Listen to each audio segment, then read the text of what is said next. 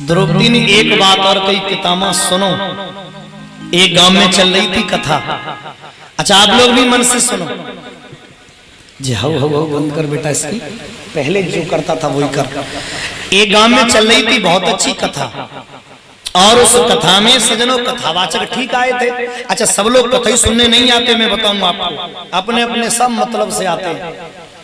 किसी को टेंट अच्छा लग रहा है, किसी को साउंड अच्छा लग रहा है, किसी को सजनों गायकी अच्छी लग रही है, काऊ चुटकुला, कोई ज्ञान की कथा सुनने आता है, और कोई प्रसाद के चक्कर में आता है। कोई सोचता है पांडाल में तरी होगी, घर पे गर्मी है, चलो मंज खर्राटे लेंगे।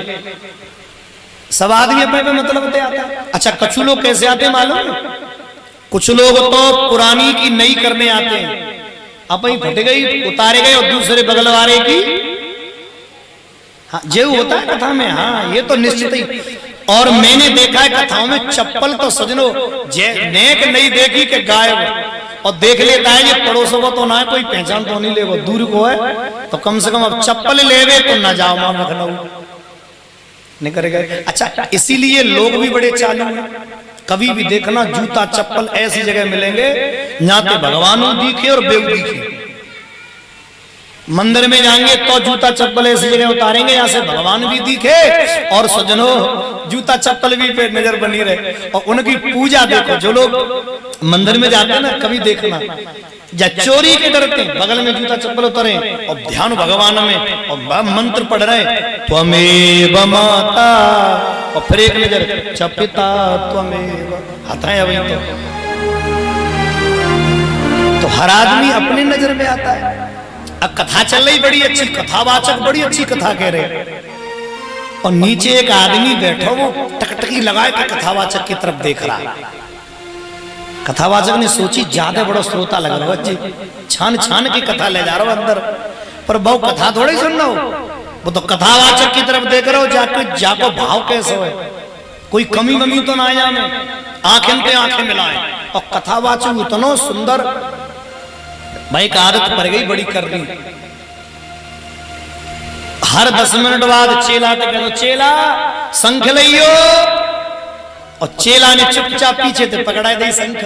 अच्छा पब्लिक समझ रही है शंख बजाएंगे, वो बजाएवा शंख थोड़े ही, वो ही शंख छाप तमाकू।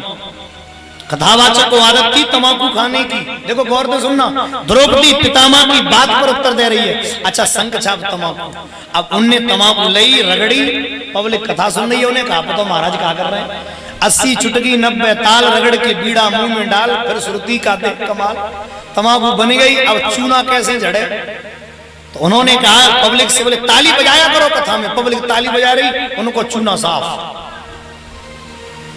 अब तमाकू मुंह में कैसे जाए, सुनना भाव को, अब मुंह में जाए पब्लिक पहचान लेगी तमाकू खा रहा है।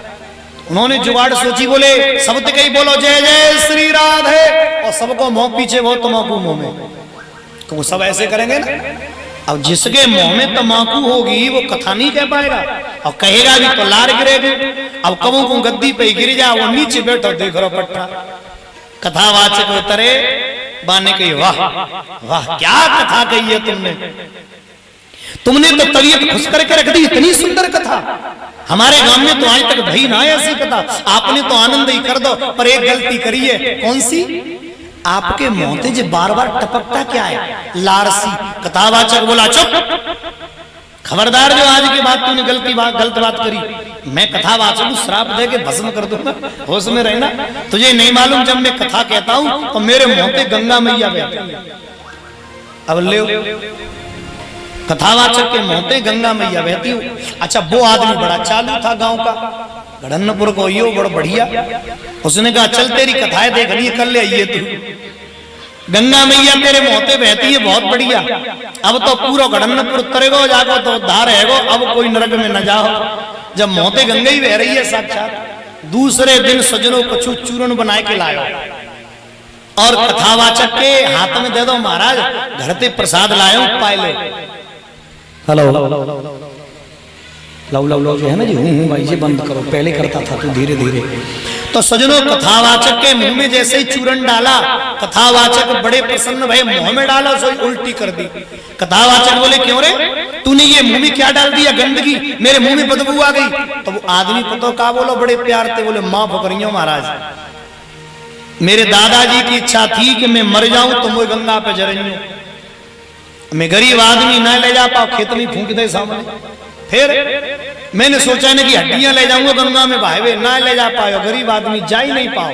अब कल जब सुन ली कि क्या मुंह में ही गंगा है, तो मैंने काय को कचला और मैं हरिद्वार जाऊं तो वे हड्डिन को चूरन बनाएंगे और तुम्हारे मोहरूपी गंगा में बहा दो, अब तक तो उद्धार है वो।